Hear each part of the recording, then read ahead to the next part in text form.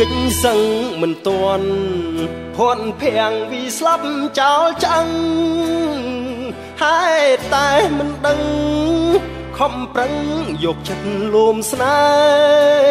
ហ៍ស្រីឆោមមុខស្រស់ឆាតសម្រស់ចិត្តស្មោះគ្មានទេលែងហ៊ានទៅចិត្តមីមេទំនេរសុកចិត្តដេកផ្ទះពេលអូនស្រឡាញ់ទុនទិញថាបងពិសេសពេលចង់កិច្ចវេះ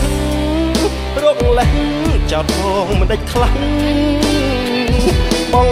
កាច់បងខូចមាត់កំហូចខូចមកទីម្ចាស់អណ្ដាតសងវាតមានអ្នកចង់ឈ្នះបំភ្លឹងការពិតញញើតញញើមព្រោះអានព្រោះតែសំដី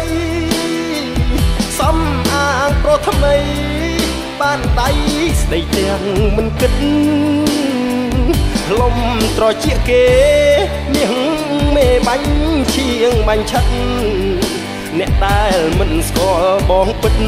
អាចនឹងគិតថាបងទូរយួងបើអស្នេហ៍ហើយដេចឡើយចង់សុំអុយទៀតសំដីក្រោតគ្រៀតគឺមានយិតមិនចង់ខ្ពង់ខ្ពស់ស្រីដែលអពិតមិនថិតលើរូបសម្រស់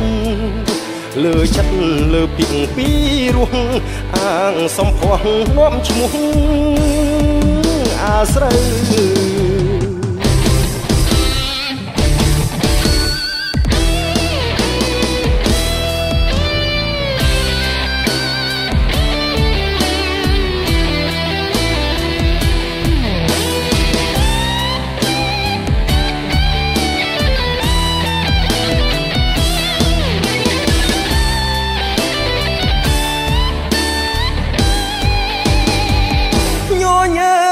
ញើមព្រោះអាមព្រោះតែសំដីសំអាងព្រោះថ្មី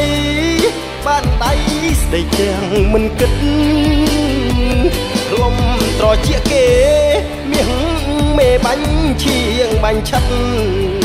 អ្នកដែលមិនស្គាល់បងពិតអាចនឹងគិតថាបងទូរយួងបើអស្នេហ៍ហើយដេចឡើយចង់សុំអុយទៀតសំដីក្រោតគ្រៀតគឺមានយិតមិនចង់ពងខ្ពស់ស្រីដែលអពិតមិនថិតលើរូបសម្រស់លើចិត្តលើពីងពីរោះអាងសំភ័សនាំឈ្មោះ